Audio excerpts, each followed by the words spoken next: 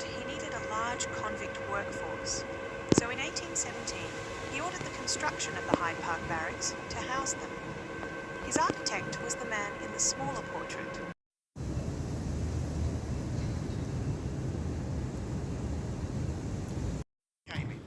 I was a master brickmaker. I made thousands for this place alone. You need timber.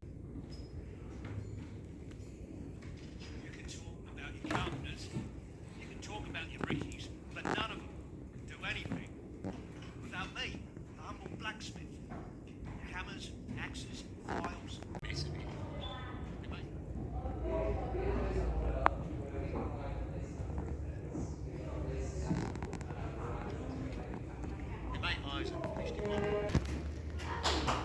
Alright.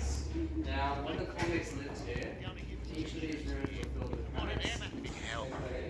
I can still hear it now. Move slowly through the space to hear the stories. You can try out any hammock.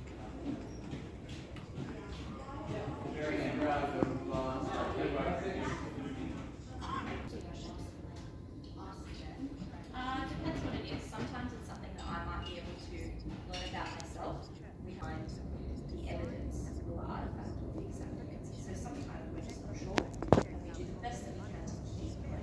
Workers and craftsmen creates the materials needed to expand Sydney and announcing in a newspaper. Shells being necessary for the making of order for the various government buildings in Sydney. His Excellency the Governor orders that no person shall remove. Timber is needed for Sydney for the city's many grand construction projects, including Hyde Park Barracks. The beams directly over your head were made from timber from this forest. For the government, the trees are simply an Barrack country is handsome, but the thinking behind it is ugly. This is Blacktown Native Institution.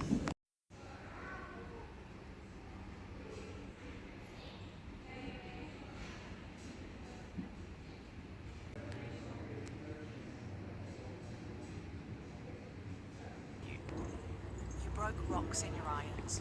You cleared trees in your irons. You ate in them and slept in them.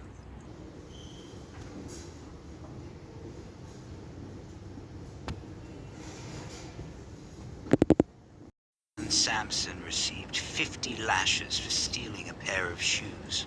Ernest Augustus Slade was a deputy superintendent of this barracks. He designed a new, more painful whip. Blood flowed on the 4th lash. Lads, you're doing a fine job. Imagine climbing an endless set of stairs. That's what a treadmill punishment was like. Grueling and mind-numbing. Keep going. Another 10 minutes and you can have a break. And then we'll start all over again.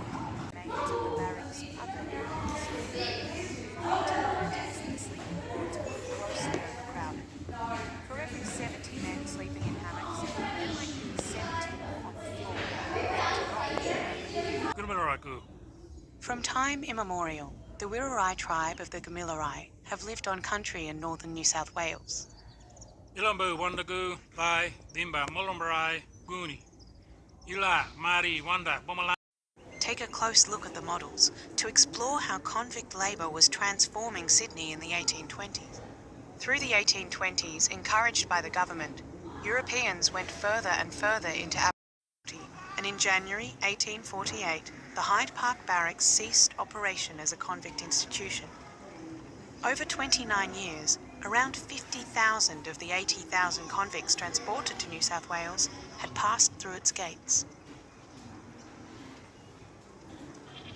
In 1887, Hyde Park Barracks' life as a residential institution came to an end.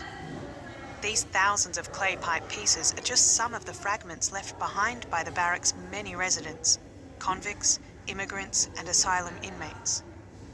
Much of the material you've seen throughout the galleries was discovered in the 1970s and 80s when conservation work I know that only too well because this was my home too. I lived here with my husband and children. Given the conditions and people's circumstances, it was important for all of us to grasp whatever simple asylum. The dress was made by an inmate, as all inmate clothing was. These women, through no fault of their own, had been left with less than nothing, especially the ill, the old, the blind, the drunk, and the feeble-minded.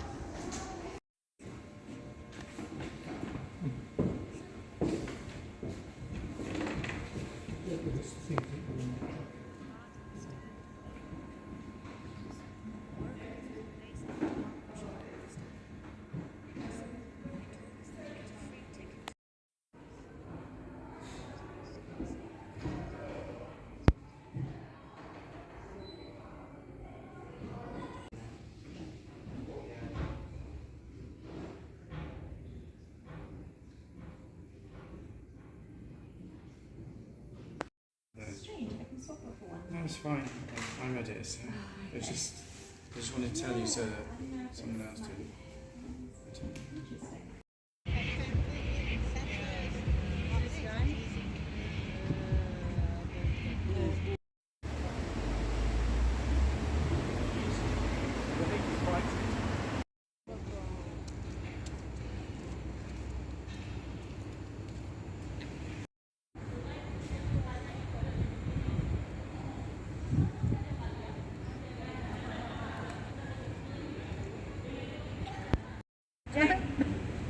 Jan, go and drop so that you can, have good